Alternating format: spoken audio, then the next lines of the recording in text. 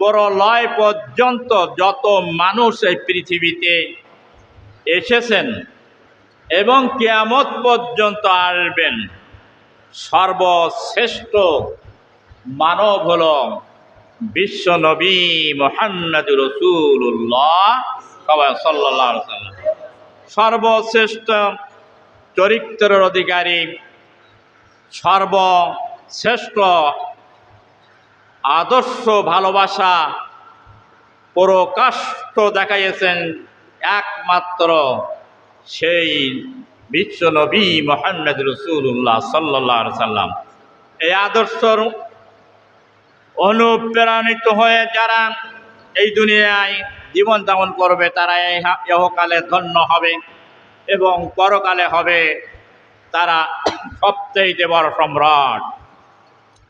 সরাসরি আমি ভূমিকায় না যে আমি কোরআনে কারিম থেকে আলোচনা করব। রাসূল কারিম সাল্লাল্লাহু আলাইহি ওয়াসাল্লাম, মুসলিম শরীফের হাদিস, তিনি বলেছেন, ওমান আহাব্বা সুন্নতি ফাকাদ আহাব্বানি ওয়া মান আহাব্বানি কানা মাইয়া ফিল জান্নাহ। যে ব্যক্তি আমাকে মহব্বত করলাম,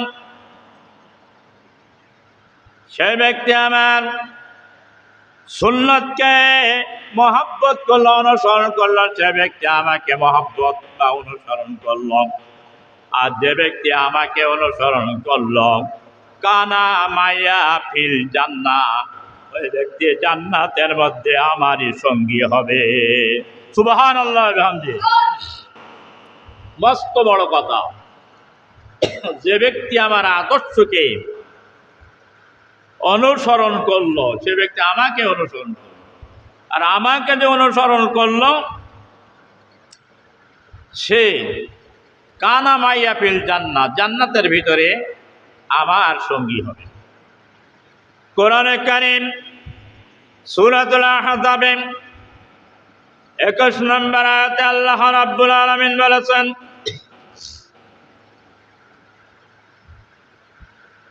লাকাদ কানা লাকুম ফি রাসূলিল্লাহি উসওয়াতুন হাসানাতুন লিমান কানা ইয়ারজুল্লাহ ওয়াল ইয়াউমাল আখির ওয়া যাকারাল্লাহি কাসীরা।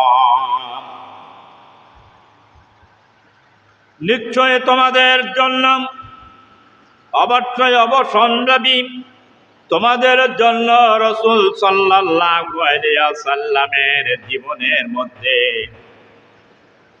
উত্তম আদর্শ রয়েছে। যারা আল্লাহ এবং শেষ দিবসে আশা রাখে এবং আল্লাহকে যারা অধিক পরিমাণ স্মরণ করে, তাদের জন্য রাসূলের জীবনের মধ্যে সুন্দরতম উত্তম আদর্শ নিহিত রয়েছে।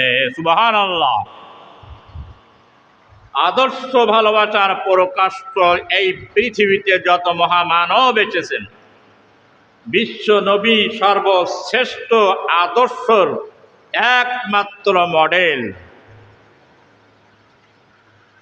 সেই নবীর ইতাআত, অনুসরণ, আনুগত্য যারা করবে তারাই হবে সর্বশ্রেষ্ঠ আদর্শর অনুসারী। কোরআনে কারিমে সূরাতুল আল ইমরানের 31 নম্বর আয়াতে আল্লাহ রাব্বুল আলামিন বলেছেন,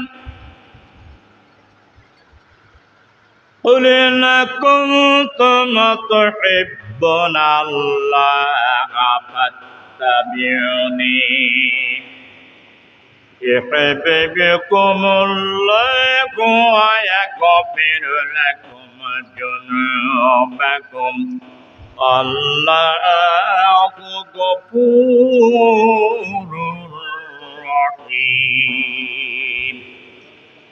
মহান আল্লাহ রাব্বুল আলামিন বলছেন, তামাম পৃথিবীর মানুষদেরকে নবী আপনি জানায়ে দেন যদি তারা আমাকে ভালোবাসতে চায়, কারা? এই পৃথিবীর মানুষেরা যদি আমাকে ভালোবাসতে চায়, কুলিন কুনতুম তুহিব্বুনাল্লাহ, বলে দাও যদি তারা আমাকে ভালোবাসতে চায়, ইউহিব্বুকুমুল্লাহ, তারা যেন আপনাকেই যেন ভালোবাসে। আল্লাহ রাব্বুল আলামিনের অত্যন্ত দত্তহীন ভাষায় আল্লাহর বক্তব্য, নবী আপনি তামাম পৃথিবীর মানুষকে জানায় দেন, তারা যদি আমাকেই ভালোবাসতে চায় তাহলে আপনাকেই যেন তারা ভালোবাসে, মহব্বত করে, অনুসরণ করে। ইউহিব্বুকুল্লাহ। তাহলে আল্লাহ তাআলা এই কথা বলেন না যে আমাকে শুধু ভালোবাসলেই চলবে। আল্লাহ পাক বললেন আমার ভালোবাসতে হলেই আমার নবীর মাধ্যমে আমাকে ভালোবাসতে হবে, মাধ্যম লাগবে। মাধ্যম ছাড়া ভালোবাসা আল্লাহর পাওয়া যাবে না। তাহলে কি লাভ হবে? যদি মহান আল্লাহ রাব্বুল আলামিনকে যদি আমরা ভালোবাসি, তাহলে নবীর আদর্শকে আমাদের জীবনে প্রত্যেকটা ক্ষেত্রে, ঘুম যাওয়া থেকে শুরু করে নিয়ে আবার ঘুম যাওয়া পর্যন্ত, জন্ম থেকে শুরু করে মৃত্যুর আগ মুহূর্ত পর্যন্ত, রান্নাঘর থেকে শুরু করে রাষ্ট্র ভবন তথা আন্তর্জাতিক পর্যন্ত চলতে যে যতগুলো সমস্যা আছে, সবগুলো সমস্যার সমাধান দিয়েছেন একমাত্র বিশ্ব নবী মুহাম্মদুর রাসূলুল্লাহ সাল্লাল্লাহু আলাইহি ওয়াসাল্লামের জীবনে আদর্শে বাস্তবায়ন করে দেখাইছে প্র্যাকটিক্যালে। আজকের মুসলমান তারা জানে না নবীর ভালোবাসতে হলে নামাজের মাধ্যমে শুধু ভালোবাসা না, কোরআন তেলাওয়াতের মধ্যে শুধু ভালোবাসা না, রোজা নামাজের ভিতরে, হজ যাকাতের ভিতরে শুধু এইটাই ভালোবাসা সীমাবদ্ধ না, জীবনের সকল ক্ষেত্রে, সর্ব জায়গায়, সর্ব অবস্থায় রসুলের আদর্শ রয়েছে। আমরা মামুলিক কিছু জায়গায় আমরা নবীর আদর্শকে ভালোবাসি, আর বাকি জায়গাগুলো শয়তানকে ভালোবাসি, মানব রচিত আইনকে ভালোবাসি, আদর্শকে ভালোবাসি। এটার নাম কোনো মোমেন্ট হইতে পারে না। পরিপূর্ণভাবে যদি রসুলের আদর্শকে যদি জীবনে বাস্তবায়ন না করা যায়, তাহলে আল্লাহর ভালোবাসা পাওয়া যাবে না। বেঁচে থাকা যাবে, জীবনের শেষ মুহূর্ত পর্যন্ত গুতগাতা খেয়ে পৃথিবীর থাকা যাবে, কিন্তু আল্লাহর ভালোবাসা পাওয়া যাবে না। আল্লাহ রাব্বুল আলামিন বলতেন, ইউহিব্বুকুমুল্লাহ, আপনাকে যদি তারা ভালোবাসে তাহলে আমি আল্লাহ আমাকে ভালোবাসা হলো। আর আমার যদি তারা ভালোবাসে, ইয়াগফিরু লাকুম যুনুবাকুম, তারা যে অপরাধ করেছে, সীমা লঙ্ঘন করেছে, গুনার কাজ যা করেছে, নাফরমানি যা করেছে, আমি আল্লাহ রাব্বুল আলামিন তাদের গুনাহগাতা মাফ করে দেব। চিৎকার মেরে বলেন সুবহানাল্লাহ। জোরে ইচ্ছা লাগে না এত বড় আল্লাহর একটা অবদা শুনে?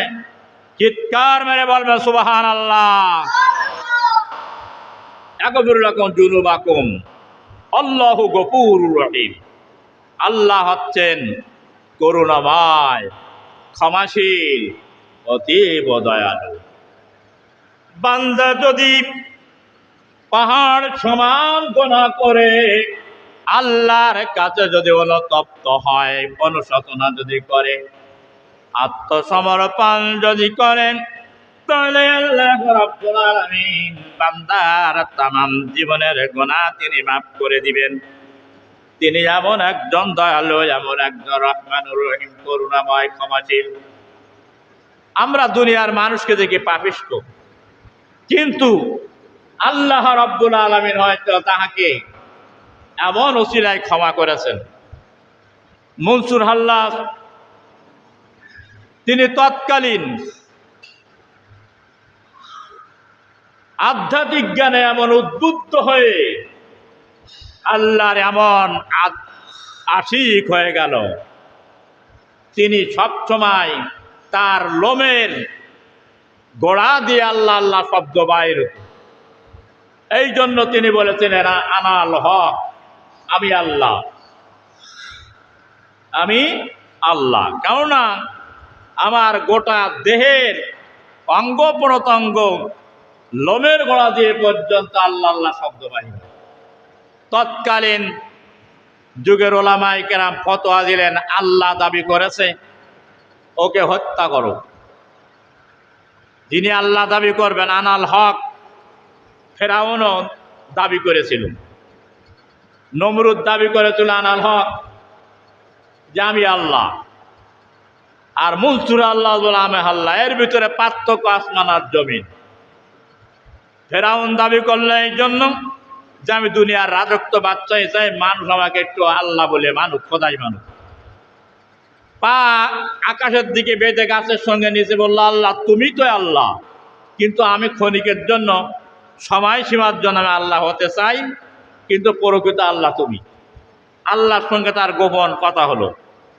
আল্লাহ পাক বলল, ঠিক আছে খোদা তুই হ, কিন্তু তোর শেষে কিন্তু তওবা কবুল হবে না। নীল নদীতে ডোবার সময় গালের মধ্যে, তার মুখের মধ্যে কাদা ঠেলে দিয়েছিল ফেরেশতারা, এই ওয়াদা অনুযায়ী। মনসুর আল্লাহ বলল আনাল হক। ওলামায়ে কেরাম ফতোয়া দিল তাকে হত্যা করো। হত্যা করার পরে ফতোয়া অনুযায়ী যখন তার রক্ত প্রবাহিত হয়ে জমিনে পড়ল, তার দেহটার মধ্যে থেকে আল্লাহ আল্লাহ শব্দ বাইর হচ্ছে, রক্তর প্রত্যেকটা ফোঁটা দিয়ে আল্লাহ আল্লাহ শব্দ বাইর হচ্ছে।